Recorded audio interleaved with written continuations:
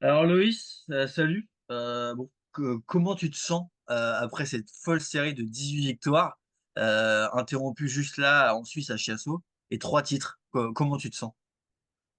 Bah écoute, ça va, je me sens bien. J'ai fait des bons matchs, des bons tournois, j'ai bien enchaîné. Un peu de fatigue là parce que du coup, avec l'enchaînement, c'était assez dur aussi physiquement, mais au final ça va, j'ai récupéré quand même assez vite. Mais ouais, c'est sûr, c'était une belle série et j'espère qu'il y en aura d'autres aussi dans le futur. Ouais, on imagine que une série comme ça, à la fois physiquement, les cuisses peut-être ont dû tirer un peu, et puis mentalement aussi, ça devait être énergivore. Ouais, bah, surtout physiquement, parce que l'enchaînement des matchs, il est assez dur. Après, il y a pas mal d'outils pour la récup que j'ai mis en place où au final, du coup, ça allait. Mais après, mentalement, non, c'est pas si dur parce que au final, tu gagnes. Donc, plus tu gagnes, plus tu engranges de la confiance et plus tu te sens bien mentalement. Après, c'est plus aussi nerveusement, des fois que c'est un peu plus dur. Mais non, mentalement, ça donne plus de confiance qu'autre chose. Alors, tous les joueurs veulent forcément gagner le maximum de matchs. Mais est-ce que c'était imaginable de briller comme ça? Est-ce que tu sentais que sur terre battue cette année, tu pouvais faire des ravages? Ou ça a été quand même surprenant d'enquiller comme ça autant de victoires à un niveau haut en plus?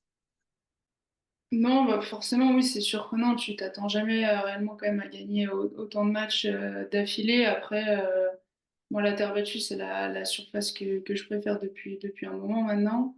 J'ai fait une bonne prépa sur terre avant de commencer les tournois. Je me suis tout de suite bien sentie, je me suis bien entraînée. Et après, au fur et à mesure des matchs, je me sentais de mieux en mieux. Donc voilà, non, non, c'est cool, ouais. Avant ça, en plus, il y avait eu 2 titres, mais c'était en 15 000. Donc là, 2 sacres en 35 et un en 75, qui est quand même du haut niveau pro. Comment t'expliques un petit peu cette progression fulgurante des dernières semaines? Est-ce que, bon, parfois c'est un peu cliché, mais est-ce que tu as senti un déclic à un moment? Déclic, non, parce que j'aime pas trop ce mot-là en vrai. Après, bah, je m'entraîne bien depuis maintenant, depuis plusieurs années, plusieurs mois. En fait, c'est la continuité du travail tout simplement qui a été mis en place. Après, j'ai travaillé aussi beaucoup mentalement dans ma tête et tout. Je sens que voilà, ça porte ses fruits aussi aujourd'hui. Et après, tout le travail physique, tennis, bah, plus on va dire je fais d'entraînement, plus j'arrive à mettre les choses en place et au bout d'un moment, je me sens mieux. Donc non, c'est juste la continuité du travail. Ouais, physiquement, on a l'impression que tu as aussi évolué en force. En Tennis Actu, tu avais croisé au Havre, tu découvrais un peu encore le monde pro. Et là, pour voir tes derniers tournois, c'est vrai que physiquement, musculairement, on a l'impression que il y a eu un monde entre tes débuts et puis maintenant, quoi. Bah, en fait, bah, déjà, j'ai fini du coup ma croissance depuis l'heure. Après, j'ai eu bah, du coup une grosse blessure à l'épaule pendant toute une année là, en 2022 où j'ai fait bah, pendant un an que du physique. Donc forcément, sur cet aspect-là, j'ai pu beaucoup travailler. Et j'ai pu me renforcer, on va dire, correctement dans le bon sens, tout bien rééquilibré. Et au final, du coup, maintenant, physiquement, je me sens bien et je suis capable d'enchaîner les matchs, donc c'est top. Là, tu viens de franchir cette semaine le top 200. Bon, c'est symbolique, mais j'imagine que ça donne le sourire quand même quand on voit ça le lundi matin. Est-ce que ton projet, il prend un peu une autre dimension maintenant en franchissant ce palier? Ouais, forcément, c'est un peu symbolique. Déjà, le top 200, c'est un premier palier, on va dire, parce que tu peux le faire toutes les qualifs de Grand Chelem. Tu peux rentrer plus facilement dans beaucoup de WTA, sur les premiers WTA aussi, donc ça change pas mal de choses. Après, c'est juste un premier palier et je vise beaucoup plus haut. À moyen terme, on va dire déjà le top 100. Et après, j'ai d'autres rêves aussi et d'autres objectifs beaucoup plus hauts que le top 100, mais déjà d'entrer vite dans les 100, ce sera un premier objectif. Ouais. Roland-Garros, forcément, pour tous les joueurs et les joueuses françaises, ça va être abordé jusque à la fin du mois de mai. Comment tu l'appréhendes? Objectivement, la wildcard grand tableau sent assez bon. Est-ce que toi, tu es aussi dans cet état d'esprit ou tu préfères de toute façon rester prudent? Bah forcément, dans tous les cas, je vais faire la demande pour la wildcard tableau. Après, je sais pas si je l'aurai ou pas. Dans tous les cas, j'espère. Et après, bah, sinon, je ferai les qualifs. Et ouais, Roland, c'est forcément quand on est français, c'est le tournoi qu'on attend chaque année. Moi, c'est un rêve de gagner Roland, forcément un jour. C'est un rêve, un objectif.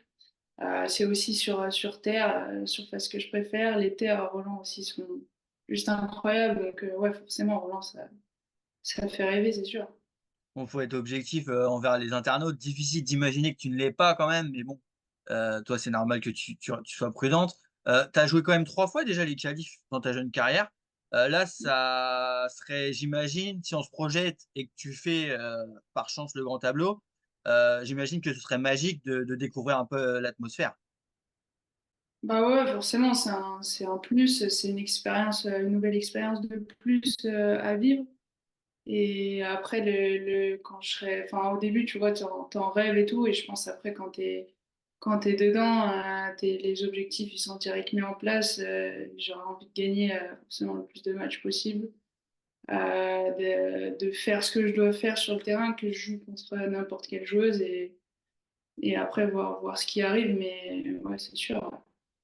Ouais. Ouais, puis j'imagine que en plus, donc tu as pu croiser quelques top 100, ces derniers mois. Donc tu as pas encore battu le top 100, pour l'instant, mais bon, on imagine que, tu es pas si loin de ce niveau puisque par rapport à tes dernières victoires, il y avait des joueuses qui étaient pas non plus loin du top 100. Est-ce que, bah, pour ce Roland-Garros, ce que tu aimerais, c'est peut-être, croiser, avoir un tirage contre une grande joueuse, pouvoir te tester, concrètement et voir, les paliers à franchir ou comment tu te situes?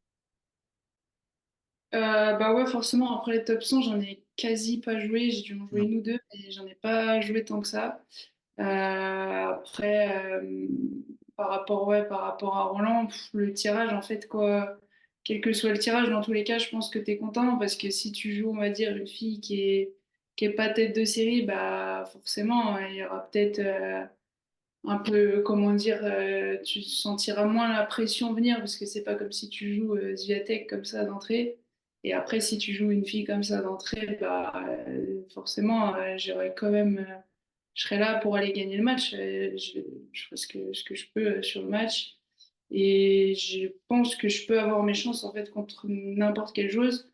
Après, le tirage, enfin, ça dépendra, mais je pense que je peux avoir mes chances contre n'importe quelle chose. Et si la fille, si c'est une tête de série, forcément, ça fait plus rêver que de jouer une fille qu'on a pu jouer bah, sur les tournois que j'ai joué là. Sinon.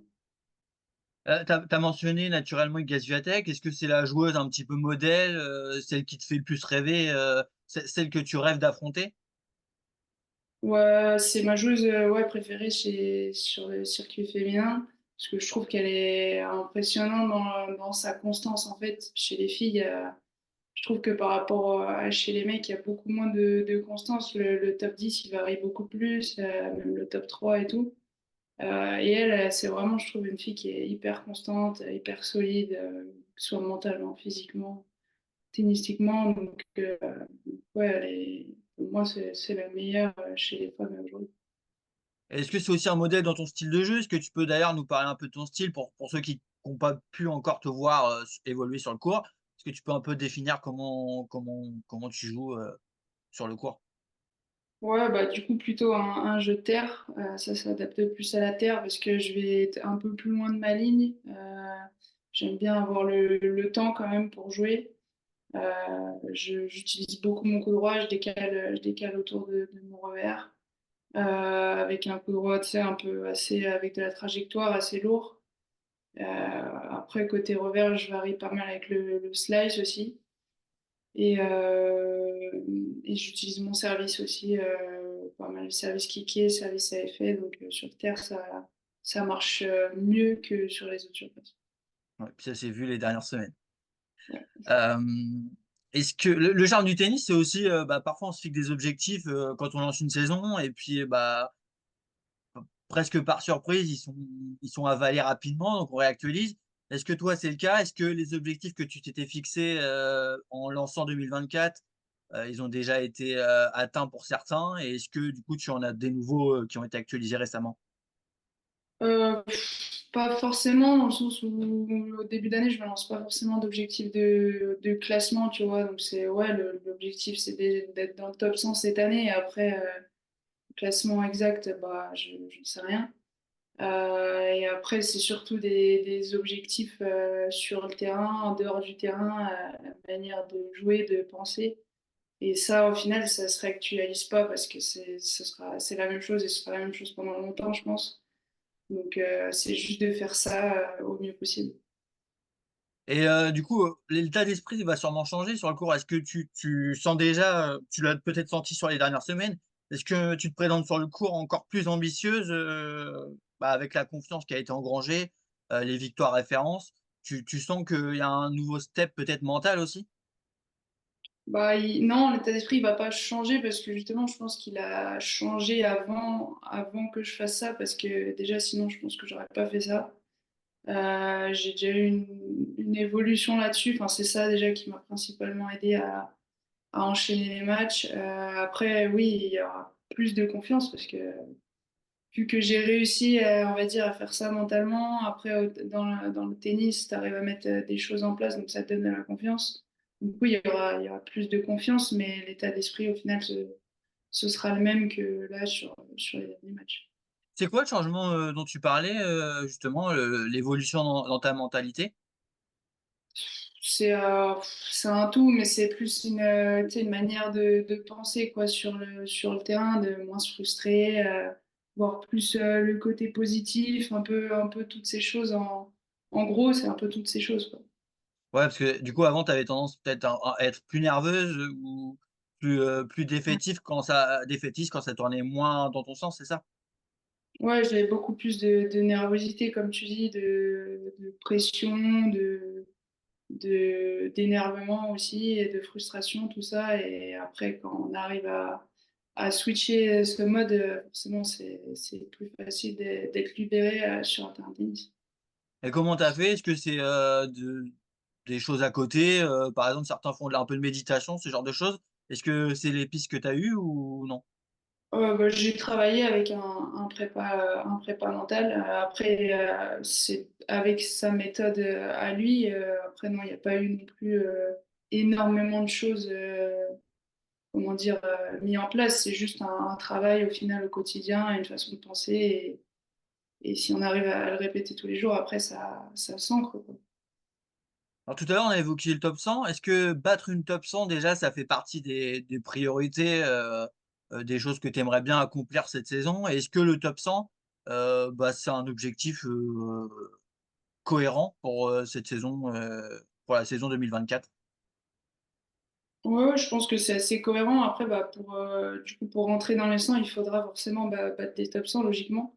Donc ouais, c'est un objectif. Après, comme je t'ai dit, j'ai surtout des objectifs à côté qui vont au final me permettre de réaliser cet objectif normalement.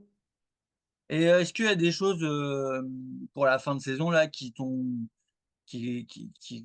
sont vraiment dans ta tête? Là, on a parlé tout à l'heure du top 200, ça veut dire qualif de grand chelem. Est-ce qu'il y a un tournoi particulier qui te fait vraiment envie, que tu as envie de découvrir ou pas forcément?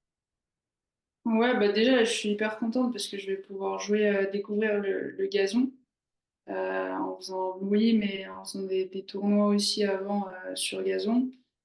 Puisque chez les juniors, j'ai pas eu la chance d'y aller, donc j'ai vraiment jamais joué sur gazon. Donc forcément, ça c'est une expérience que je suis un peu impatiente de vivre parce que c'est quand même une surface particulière, je pense.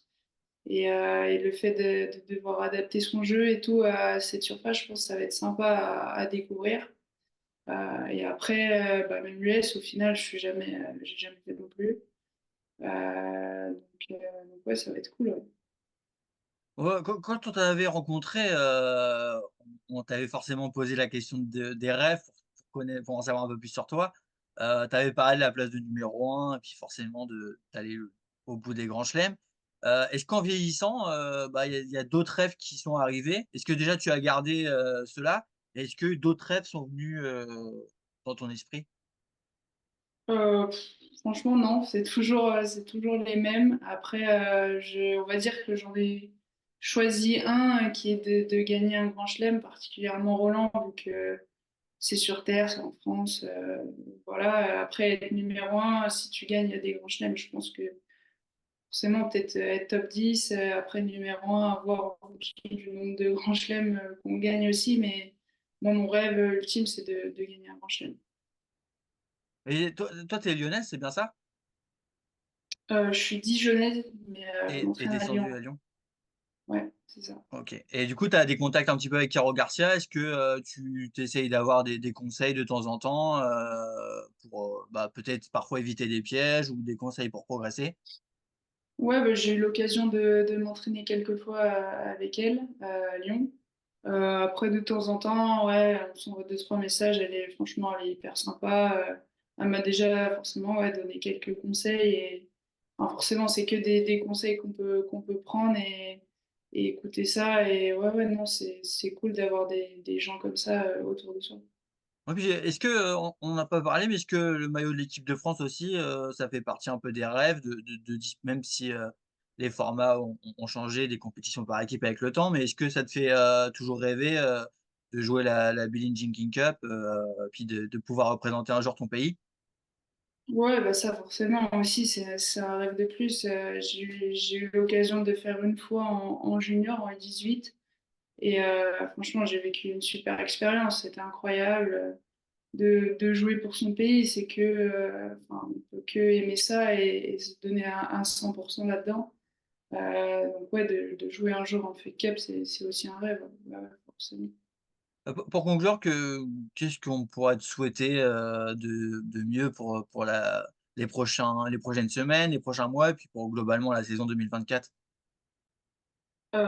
Ouais, c'est de continuer à gagner beaucoup de matchs, de faire un bon Roland aussi forcément vu que Roland ça arrive et non, de continuer à tout simplement à prendre du plaisir sur le terrain, enfin, pour moi, je trouve que c'est le plus important et c'est comme ça qu'on joue mieux aussi et voilà, de continuer à être en bonne santé aussi et ce sera déjà pas mal. Ouais, et puis, te révéler à Roland avec un parcours, qui va te faire connaître du grand public, ça pourrait être sympa aussi.